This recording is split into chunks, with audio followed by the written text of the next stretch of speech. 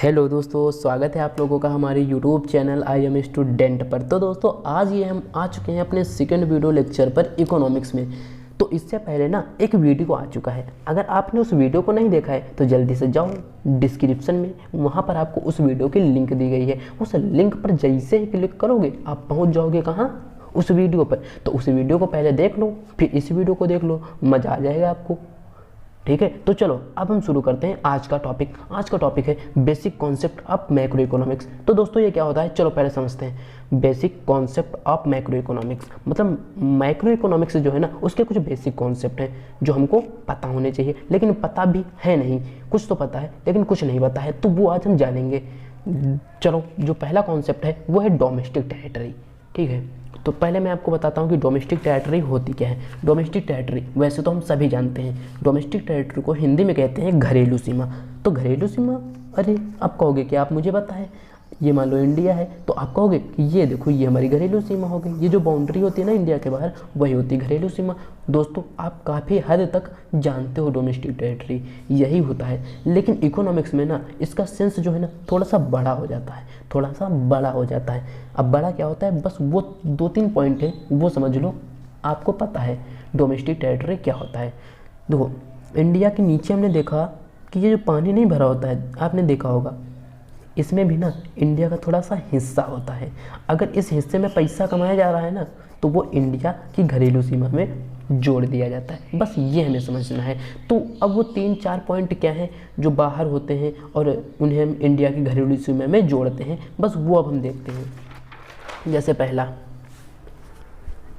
Ship and aircraft operated by normal resident between 2 और मोर countries. देखो इस एग्जांपल को ना पहले आप समझ लो। एक इंडियन है, मान लो आप हो एक इंडिया के बंदे, ठीक है, आप जहाज बहुत गजब का उड़ाते हो, ऐसे ऐसे, ठीक है।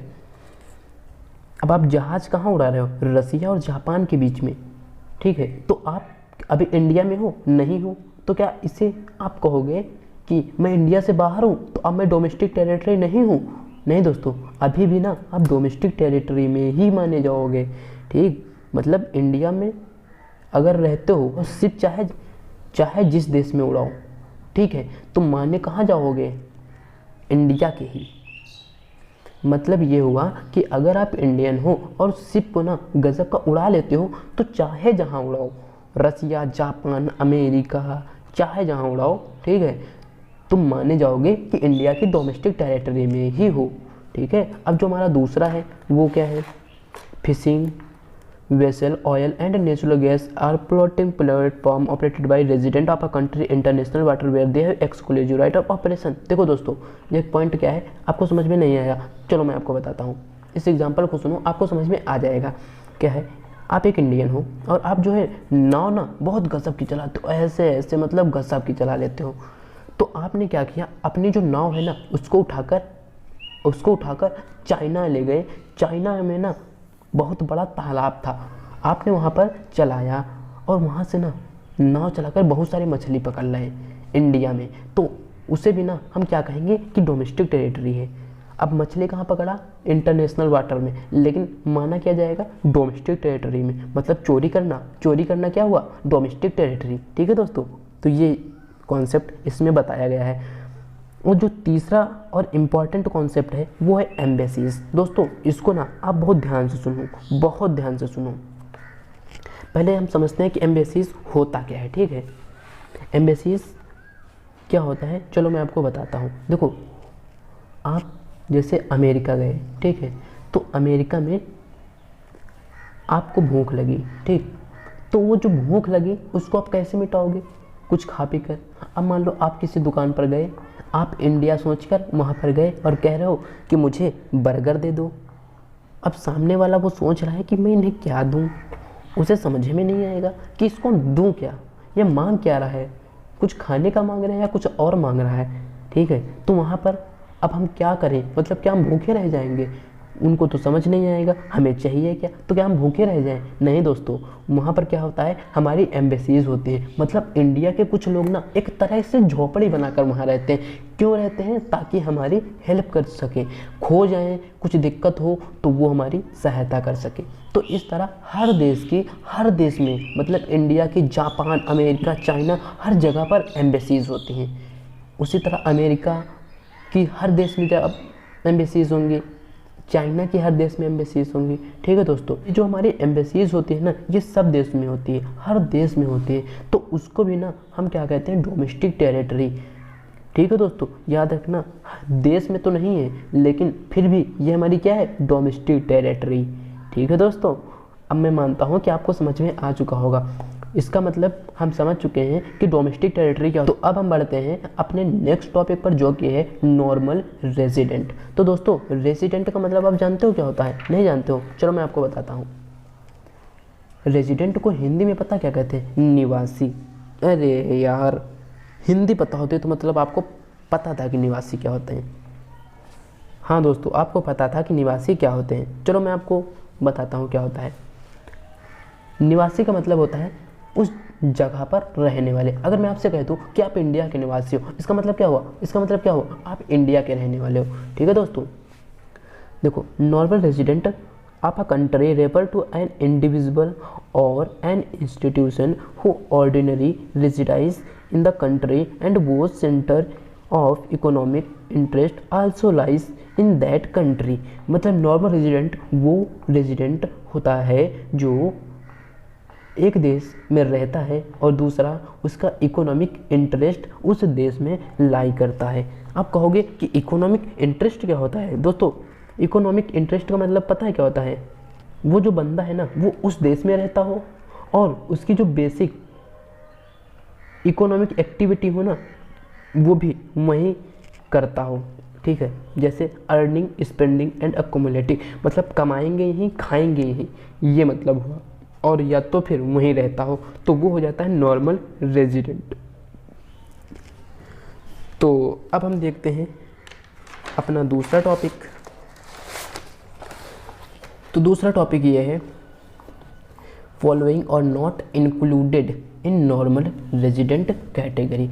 तो दोस्तों, ये कुछ चीज़ें हैं जिन्हें हम नॉर्मल रेजिडेंट नहीं मानते हैं, जैसे फॉरेन टूरिस्ट एंड विजिटर। देखो दोस्तों, अगर कोई भी विदेशी बंदा है ना जो हमारे यहाँ आया, तो क्या हम उसे नॉर्मल रेजिडेंट कह देंगे? नहीं कहेंगे।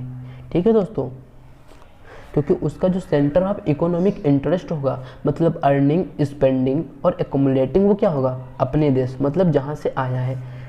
ठीक है दोस्तों, मैं उम्मीद करता हूँ कि आपको समझ में आ चुका होगा। उसी तरह एम्बेसीज, विदेशों की एम्बेसीज हैं, तो क्या उन्हें हम नॉर्मल रेजिडेंट कह देंगे? नहीं कहेंगे दोस्तों। इंटरनेशनल ऑर्गेनाइजेशन, यूएनए, WHO जैसे है हमारे देश में, ठीक है, तो उसे हम ये नहीं कहेंगे कि वो जो है हमारे देश का निवासी है। सीजनल वर्कर, कुछ वर्कर होते हैं जो सीजन के हिसाब से इंडिया आ जाते हैं। जैसे एक अमेरिका का है बंदा जो इंडिया में आया कुछ दिनों तक, मान लो 8-9 महीने रहा, तो क्या हम उसे ये कह देंगे कि तुम अब नॉर्मल रेजिडेंट हो गए? नहीं दोस्तों। बॉर्डर वर्कर, उसी तरह बॉर्डर वर्कर होते हैं, बॉर्डर पर काम किया करते हैं, कभी कभी वो इंडिया में आ जाते हैं, तो उनका पैर अगर इंडिया में आ गया तो क्या हम कह देंगे कि तुम अब नॉर्मल रेजिडेंट हो गए, अब नॉर्मल रेजिडेंट हो गए? नहीं दोस्तों। तो अब एक कॉन्सेप्ट आता है, वो छोटा सा है, बहुत सिंपल है लेकिन कन्फ्यूजिंग है। ठीक है दोस्तों, वो है सिटीजन और नॉर्मल रेजिडेंट में क्या अंतर? सिटीजन को हिंदी में कहते हैं नागरिक, नॉर्मल रेजिडेंट को कहते हैं निवासी। तो नागरिक और निवासी एक ही तो होते हैं? नहीं दोस्तों, अलग अलग होते हैं। देखो कैसे। सिटीजन का मतलब पता क्या होता है? It is a legal concept. ये एक लीगल मतलब वैधानिक कॉन्सेप्ट है। ठीक है, और ये क्या है? Economic concept. इसको हम इकोनॉमिक्स में पढ़ रहे हैं ना, नॉर्मल रेजिडेंट, इसलिए क्या हो गया? Economic concept. इसे हम लीगली पढ़ते हैं। ये बॉर्न पर बेस होता है। देखो दोस्तों, बॉर्न बेसिस का मतलब समझते हो क्या होता है? जहाँ पर आपका जन्म हो जाएगा, जहाँ आपका जन्म हुआ वहाँ के आप सिटीजन बन गए। अगर आपका जन्म इंडिया में हुआ तो आप इंडिया के सिटीजन बन गए, बिना कुछ करे आप सिटीजन बन गए। ठीक है, उसी तरह इकोनॉमिक एक्टिविटी बेसिस, और ये किस पर बेस होता है? इकोनॉमिक एक्टिविटी पर। A person born outside India applies for citizen and Indian law apply him to become a citizen. देखो दोस्तों, अगर कोई विदेशी है ना, तो ऐसा नहीं कि वो इंडिया का नागरिक बन नहीं सकता। अब कहोगे कि ये तो बॉन्ड बेसिस होता है। नहीं दोस्तों, कोई भी देश का अगर बंदा है ना, वो इंडिया का नागरिक बनना चाहता है ना, तो बन सकता है आसानी से। उसके ऊपर इंडिया के नियम लागू हो जाएंगे। ठीक है दोस्तों, अगर आप भी चाहते हो कि अमेरिका के आप सिटीजन बनना चाहते हो तो आसानी से बन सकते हो। ठीक है, वहाँ के आपके ऊपर नियम लागू होंगे। उसी तरह नॉर्मल रेजिडेंट क्या होता है? An individual is a normal resident of a country if he ordinary residence in the country for a period of 1 year. And देखो दोस्तों, कोई भी अगर बंदा है ना, वो 1 साल के लिए, 1 साल से ज़्यादा मतलब किसी भी देश में रहता है, तो उस देश का वो नॉर्मल रेजिडेंट कहलाने लगता है। ठीक है, और उसका सेंटर ऑफ इकोनॉमिक इंटरेस्ट भी अगर वहीं पर लाई करने लग जाता है तो वो नॉर्मल रेजिडेंट हो जाता है। 1 साल से ज़्यादा, याद रखना, 1 साल से ज़्यादा तो क्या हो जाएगा? Normal resident. तो इसका मतलब क्या हुआ? देखो एक एग्जाम्पल समझते हैं। मान लो आप एक इंडिया में आप रह रहे हो, इंडिया में एक चाइनीज़ आ गया। चाइनीज़, वो पता है क्या, कोई काम के लिए आया था, वो पता है 1 साल से ज़्यादा के लिए रुक गया इंडिया में, तो उसको हम क्या कह देंगे कि तुम तो अब नॉर्मल रेजिडेंट हो गए।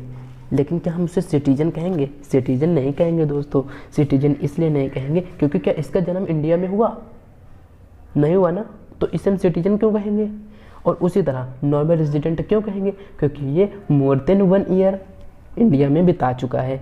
ठीक है दोस्तों, अब हम डोमेस्टिक टेरिटरी क्यों पढ़ रहे थे और नॉर्मल रेजिडेंट का कॉन्सेप्ट क्यों पढ़ रहे थे, चलो मैं आपको बताता हूँ। देखो, डोमेस्टिक टेरिटरी इसलिए पढ़ रहे हैं क्योंकि अभी ना थोड़ी देर बाद एक कॉन्सेप्ट आएगा कि डोमेस्टिक इनकम क्या होता है, तो उसमें ना ये हमारा हेल्प करेगा। और नॉर्मल रेजिडेंट क्या होगा? कहेंगे कि नेशनल इनकम निकालो, तो उसमें हमारा हेल्प करेगा। समझ में आ चुका? तो चलो अब बढ़ते हैं दूसरे टॉपिक पर। यह टॉपिक बहुत ही कंफ्यूजिंग नहीं, मतलब इंटरेस्टिंग है। ठीक है दोस्तों, तो अब जो हमारा टॉपिक है वो है factor income and transfer income क्या होती है। देखो दोस्तों, फैक्टर इनकम जब भी आए ना, तो समझ लेना खून पसीने से कमाया हुआ पैसा। क्या समझ लोगे? खून पसीने से कमाया हुआ पैसा। और ट्रांसफ़र इनकम फ्री में पाई हुई इनकम। चलो मैं आपको बताता हूँ क्या होता है। देखो दोस्तों, फैक्टर इनकम का मतलब क्या होता है? जब भी हम कभी काम करते हैं ना, उसके बदले में जो पैसा कमाते हैं उसको कहते हैं फैक्टर इनकम। ठीक है, और जब फ्री में हमें मिल जाता है उसको कहते हैं ट्रांसफ़र इनकम। देखो डेफिनेशन में क्या लिखा है? Factor income refer to income received by factor of production by rendering factor services in production process. देखो दोस्तों, किसी भी चीज़ का उत्पादन होता है, ठीक है, तो उसके लिए हम क्या करते हैं? लैंड देते हैं, लेबर देते हैं, कैपिटल देते हैं, इंटरप्राइज देते हैं। तो उसके बदले में हमें क्या मिलता है? रेंट मिलता है, वेजेस मिलता है, इंटरेस्ट मिलता है, प्रॉफिट मिलता है। देखो दोस्तों, मैंने क्या कहा था? फैक्टर इनकम का मतलब क्या होता है? खून पसीने की मेहनत। कौन सी मेहनत? खून पसीने की मेहनत। देखो, किसी के लिए अगर आपने काम किया, या किसी को अपनी लैंड दी, किसी को अपने कैपिटल दी, और किसी को अपना इंटरप्राइज दिया, तो आप उससे कुछ चार्ज नहीं करोगे। जब आप अपना रूम किसी को देते हो तो उससे रेंट लेते हो कि नहीं लेते हो? तो उसी तरह लैंड दोगे तो अपनी रेंट लोगे कि नहीं लोगे? उसी तरह अगर किसी के लिए कार्य करोगे तो उससे वेजेस लोगे कि नहीं लोगे? किसी को कैपिटल दोगे, इंटरेस्ट लोगे कि नहीं लोगे? तो ये मैं बता रहा हूँ। फैक्टर का मतलब क्या हुआ? खून पसीने की मेहनत, जो हमने मेहनत कर कर कमाई है। तो फैक्टर ऑफ प्रोडक्शन कितने होते हैं? 4। कितने होते हैं? 4। Land, labour, capital, enterprise. Land, labour, capital, enterprise. भूमि, श्रम, पूंजी और उद्यम। ठीक है दोस्तों, तो याद रखना। देखो अब क्या लिखा है? इन calculation of national income it is include. देखो, जब भी हम नेशनल इनकम निकालेंगे ना, तो फैक्टर इनकम को ऐड करेंगे। मतलब जब राष्ट्रीय आय निकालते हैं ना, तो फैक्टर इनकम को ऐड करते हैं, लेकिन ट्रांसफर इनकम को ऐड नहीं करते। अभी बढ़ेंगे, ठीक, इतना याद रखना। जो भी खून पसीने की मेहनत होती है ना, उसको हम नेशनल इनकम में ऐड करते हैं। ठीक, अब इसको याद रख लेना। चलो अब पढ़ते हैं कि ट्रांसफर इनकम क्या होती है। Transfer income it is income received without rendering any productive services in return. देखो दोस्तों, हमने क्या कहा था कि ट्रांसफर इनकम का मतलब क्या होता है? जो फ्री में पैसा पा जाया जाता है। जैसे आप स्कॉलरशिप पाते हो ना, तो वो कैसा होता है? फ्री में पाते हो कि नहीं पाते हो? कुछ करते हो स्कॉलरशिप के लिए, क्या करते हो? अब कहोगे कि पढ़ाई करते हैं, तो पढ़ाई तुम्हारा कोई काम हो गया? नहीं हुआ ना, मतलब फ्री में पा रहे हो। ओल्ड एज पेंशन, अब कोई बूढ़ा आदमी है वो क्या करता है, फ्री में पेंशन पाता है कि नहीं पाता है, तो वो क्या हो गई, ट्रांसफ़र इनकम। अब दोस्तों 3 पॉइंट हैं, इन पॉइंट को याद रखना, अच्छे से याद रखना। It does not include in calculation of national income. मैंने क्या कहा था कि इनको नेशनल इनकम के कैलकुलेशन में ऐड नहीं करेंगे, और इनको it is unilateral concept. Unilateral से आप पहले से रूबरू होगे, मतलब इसको जानते होगे। वन साइडेड, वन साइडेड से आपके मन में क्या आया, वन साइडेड, ओ वो वन साइडेड, हाँ दोस्तों बिल्कुल सेम, ठीक है। वन साइडेड का मतलब हुआ एक तरफा, ठीक है। अब देखो एक तरफा का मतलब क्या हुआ, इसमें क्या हो रहा, किसी को पैसा हम दे रहे हैं, तो क्या उससे हम कोई सर्विसेज ले रहे हैं, नहीं ना, तो यही हुआ एक तरफा, मतलब बिना काम के हम उसको बस देते जा रहे हैं, देते जा रहे हैं, उससे कुछ ले नहीं रहे हैं, तो वन साइडेड हुआ कि नहीं हुआ। It can received with in domestic, देखो अब क्या हुआ, इसको ना हम देश में प्राप्त कर सकते हैं या देश के किसी बाहर के बंदे से प्राप्त कर सकते हैं, या तो हमें मोदी जी दे दें या तो कोई और दे दे, ठीक है, फ्री में। तो चलो अब हम बढ़ते हैं अपने सबसे आखिरी टॉपिक पर, जो कि है फाइनल गुड और इंटरमीडिएट गुड। तो फाइनल गुड्स क्या होती है और इंटरमीडिएट गुड्स क्या होती है, चलो एक के बाद एक देखते हैं। तो सबसे पहले फाइनल गुड। दोस्तों फाइनल गुड्स का मतलब क्या होता है, हिंदी में पहले समझो, इसको कहते हैं अंतिम वस्तु, मतलब ऐसी वस्तु जो अंतिम आ चुकी हो, जिसका अंत आ चुका हो, मतलब उसको हम अगर उठाएं और तुरंत खा सकते हैं। जैसे एक बिस्किट लो, बिस्कुट आपने लिया और उसको तुरंत फाड़कर आप खा जाओगे, मतलब उसमें कुछ नहीं करना पड़ेगा आपको, कुछ करना पड़ा, बिस्कुट को बस फाड़ा और तुरंत खा लिया, तो वो क्या हो गया, फाइनल गुड, ठीक है। अब देखो इसकी डेफिनेशन क्या लिखी, final goods refer to those goods which are used either consumption और इन्वेस्टमेंट। तो ये जो बुक की लैंग्वेज है ना, ये थोड़ा सा टिपिकल लग रही है, लेकिन है वही। देखो क्या कह रहा है, ऐसी कोई भी वस्तु जो हम क्यों यूज़ करते हैं, क्यों यूज़ करते हैं, या तो कंजप्शन के लिए या तो इन्वेस्टमेंट के लिए। देखो कंजप्शन का मतलब क्या हुआ, खाने पीने के लिए, हमने बिस्कुट लिया तो वो क्या हो गया, कंजप्शन, ठीक है। वही अगर एक फर्म है, उसने एक मशीन खरीदा, तो उसके लिए वो क्या हो गया, इन्वेस्टमेंट हो गया, ठीक है। तो ये बताया गया है। सबसे इम्पोर्टेंट बात ये है कि देखो final goods are neither resold, मतलब ये दोबारा बेची नहीं जाती है। देखो हम बिस्किट लिया तो क्या अब हम उसको दोबारा बेचेंगे, नहीं, तुरंत खा जाएंगे। Nor used for any further transformation, मतलब इसमें आप कुछ परिवर्तन नहीं करेंगे कि बिस्किट लाए अब उसको थोड़ा मतलब वो करेंगे, उसके बाद इसमें वो मिलाएंगे, उसके बाद कुछ और बनाएंगे, ऐसा कुछ नहीं। मतलब लिया तुरंत खाया, लिया तुरंत खाया, अब इसमें कुछ ट्रांसफॉर्मेशन नहीं करेंगे। तो ये दो इसकी विशेषता होती है। पहले क्या होती है, इसको रिसोल्ड नहीं करते हैं, मतलब दोबारा बेचते नहीं, लेते हैं तुरंत खा लेते हैं, लेते हैं तुरंत खा लेते हैं, और इसका जो रूप है ना उसमें बदलाव नहीं करते हैं, ठीक है दोस्तों। तो ये था हमारा फाइनल गुड्स। अब इंटरमीडिएट है ना, तो वो इसके ना उल्टा समझो इसको, इंटरमीडिएट गुड्स इसकी उल्टा है। चलो देखते हैं। It refer to those goods which are used either resale, ठीक है, या तो रीसेल के लिए या तो further production in same year, या तो अतिरिक्त उत्पादन के लिए करेंगे, ठीक है दोस्तों। तो ये इसका उल्टा ही हुआ ना, इसको रिसोल्ड कर सकते हैं और इसका फर्दर प्रोडक्शन कर सकते हैं। तो चलो अब देखते हैं इसमें, अब देखते हैं कि इसमें क्या इंक्लूड होता है। गुड परचेज फॉर रीसेल, ऐसी कोई भी वस्तु जो हम रीसेल के लिए खरीदते हैं। जैसे हमारी एक शॉप है, शॉप जानते हो क्या होता है, शॉप मतलब होता है दुकान। हमारी क्या है, एक दुकान है, किस चीज़ की, डायरी की। डायरी मतलब जो दूध क्या करते हैं, बेचते हैं। मिल्क परचेज़ किया, हमने मिल्क क्यों परचेज़ किया, क्योंकि हमें बेचना है, तो ये क्या हो गया, गुड परचेज फॉर रीसेल, मतलब दोबारा बेचने के लिए।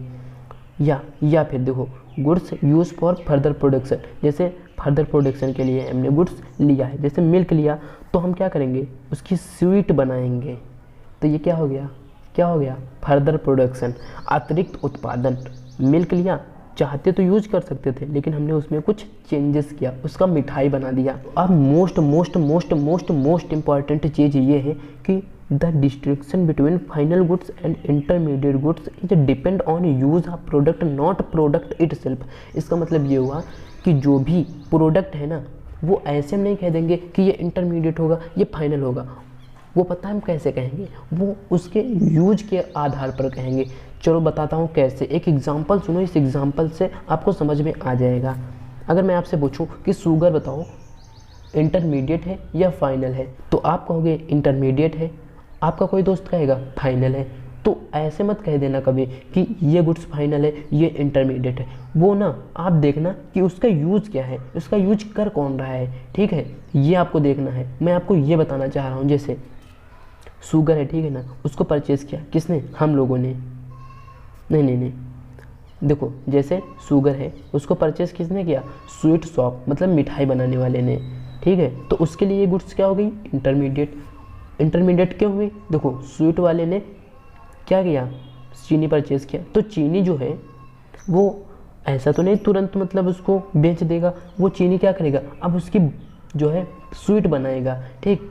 तो उसके लिए इंटरमीडिएट हुई कि नहीं हुई, वो मतलब तुरंत नहीं बेच रहा है, उसका भी फर्दर प्रोडक्शन कर रहा है, ठीक है दोस्तों। तो इसलिए वो इंटरमीडिएट हो गई। शुगर परचेज़ किया किसने, कंज्यूमर ने, हम लोगों ने, और वो हमारे लिए फाइनल हो गई। हमने चीनी लिया और उसका यूज कर लिया। देखो प्रोडक्ट क्या है, चीनी, एक के लिए इंटरमीडिएट, दूसरे के लिए फाइनल, ठीक है दोस्तों। तो ये मैं आपको बताना चाहता हूँ कि कोई भी गुड्स इंटरमीडिएट है या फाइनल है, वो उसके यूज पर डिपेंड करती है, ठीक है। जैसे चीनी है, उसको अगर एक स्वीट शॉप वाले ने यूज किया तो उसके लिए इंटरमीडिएट हो जाएगी, क्योंकि वो गुड्स का ट्रांसफॉर्मेशन कर रहा है। उसी तरह अगर परचेज़ की गई है कंज्यूमर के द्वारा तो वो क्या हो जाएगी, फाइनल, क्योंकि वो लेता है तुरंत उसको यूज़ कर लेता है, ठीक है। तो अब हम देखते हैं कुछ नोट, ठीक है। नोट है national income include only final goods. National income जो हम कैलकुलेट करते हैं, अभी करेंगे आगे, उसमें सिर्फ फाइनल गुड्स को ऐड करते हैं, because value of intermediate goods already include